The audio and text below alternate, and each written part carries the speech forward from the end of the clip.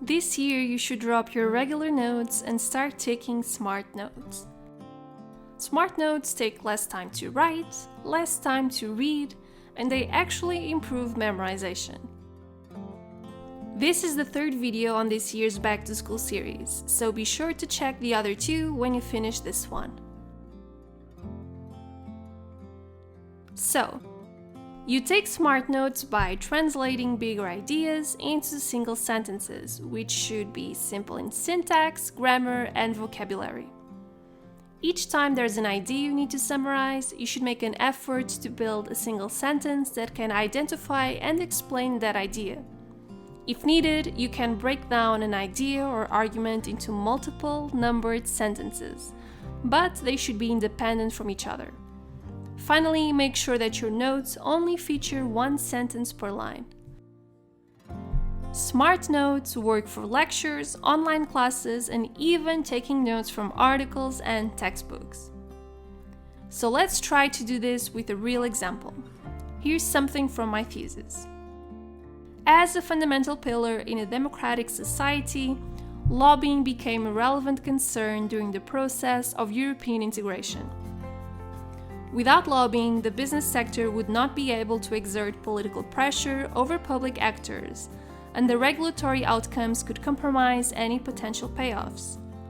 Lobbying activities lead to value enhancement through increased revenues and reduced costs, and the budget spent in these activities is higher in firms with greater potential payoffs from favorable regulations and policies. As such, firms will always seek to influence policymaking through governmental bodies. Long and boring, right? This whole paragraph could be summarized in the following way. Lobbying is one of the pillars of a democratic society. Lobbying became a concern during European integration. Without lobbying, businesses can't use political influence and may have their profits reduced. Bigger potential payoffs equals a bigger budget for lobbying. As you can see from this example, smart notes are highly digestible, and they turn overly complicated sentences into almost obvious ideas. This makes your notes a lot easier to memorize. You can also see that I've eliminated information that was either overly repetitive or didn't add anything important to what was being discussed. The fact that you're using only one sentence per line acts as a visual aid to help you understand how much information you need to remember for each specific topic. Also remember that as long as you keep the one sentence per line rule, you can use indentation as you like. This is really important if you're covering information that falls within a certain topic and needs to be separate from other titles. Also, most classic note-taking systems have another issue. By using a more structured and formal approach to note-taking, a student would need to use a first batch of notes to create study guides for their exams. A study guide is basically, well, a guide that condenses a large body of knowledge into a smaller format.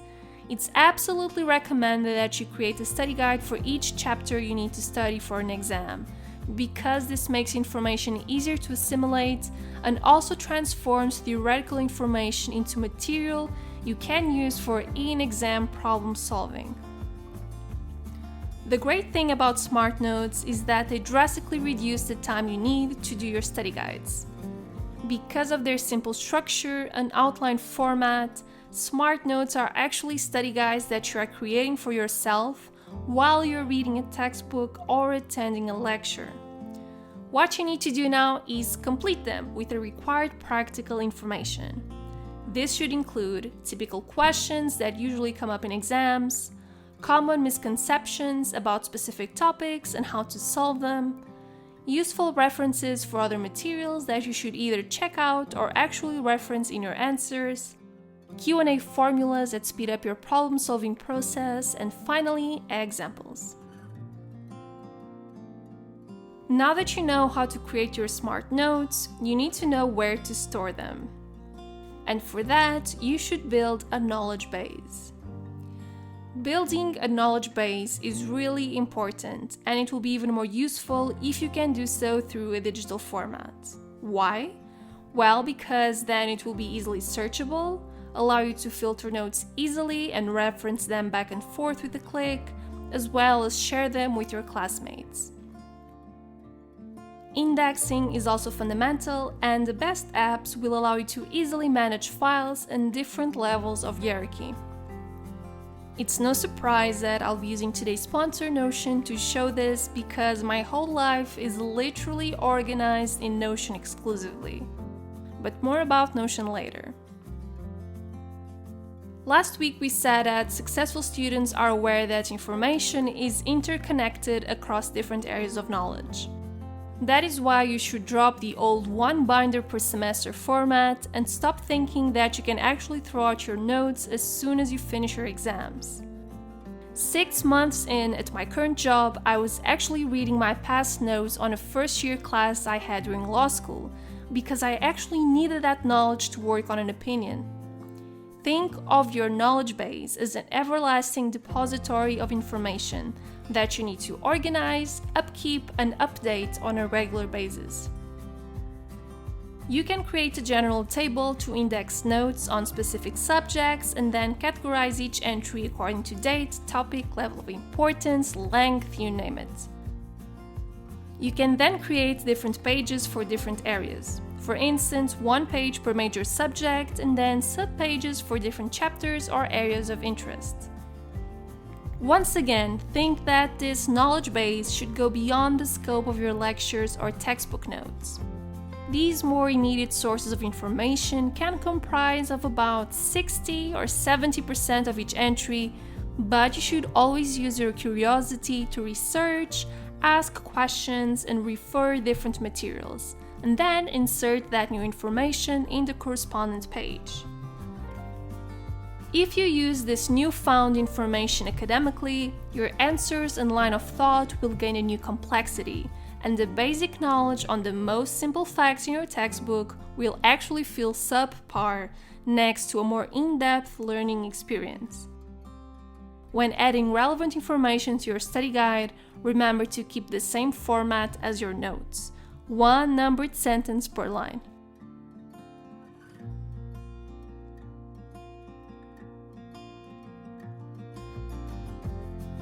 Remember last week's habits of highly successful students?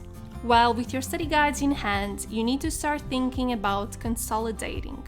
The whole thing about turning short-term memory into long-term memory. You do this by reviewing your information regularly, and in this case, scheduling short focused sessions to study 1 or 2 guides per day should do the trick. Eventually, the simple sentences you find in your study guides will be transferred to your long-term memory because you're reinforcing them on a daily basis. And if you want to mimic my own system and organize everything seamlessly, you can do so using Notion, who's sponsoring today's video. If you're new to my channel, then you need to watch the whole series I have on planning with Notion.